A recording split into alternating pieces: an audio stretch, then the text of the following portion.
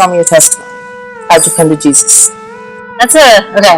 So I was born to a Buddhist family. So I was born into a Buddhist family. I, all my life I was growing up like learning about practices of Buddhism the way my parents practice it, which is not so much like the way college students practice it or people who in the West practice it. There's a lot of like, spirit mediums and fortune telling and all these like rituals that we had to do in Buddhism.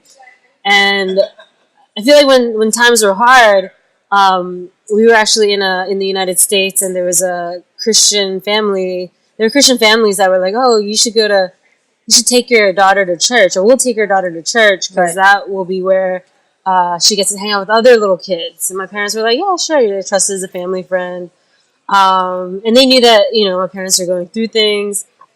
So then I think what drew me in was music. So I got into the choir. I really liked singing. It just seemed to flow with me, and I absorbed the teachings, but through songs. So I remember when they asked me if I want to be baptized, and I was like, "Yeah," and they're like, "Why?" And I'm like, "Well, seek ye first the kingdom of God," but not the verse, the song. And so I was like, I was just really blessed that was planting the seed in me. And then I think when things got really hard in life, I was a kid, I was like 10 or 11. I remember asking, what was the point? And I remember like on one side, it was just like, there is no point. It's all just meaningless. Just let go of your desires, let go of your life. Like it's just random chance. You just start over again, just reset the button. Right. Surrender it to him. Well, no, like really just like just end it. Just like cancel it out. Like you got bad hand, just throw it back in the pile. Right.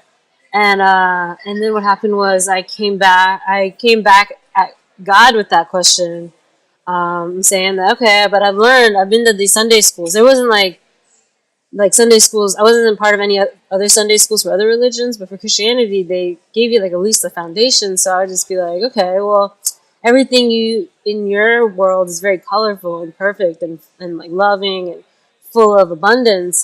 Can I just like, I'll just go there. Like, why am I here? And God was just like, he was like, came into my life. Jesus spoke into my life. I was like 10. It was very clear, very vivid. It was like, you said to age 10?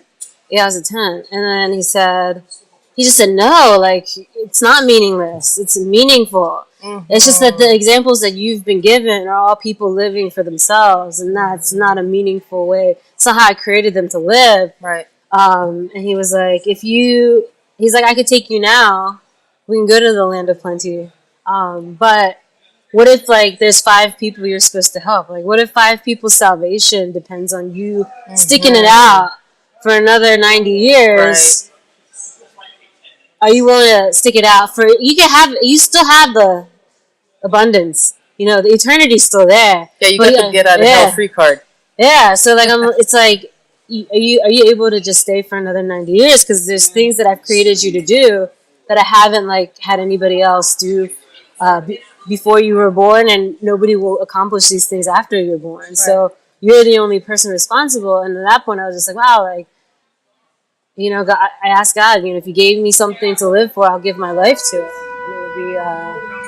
And it would be just that, and that was it. So.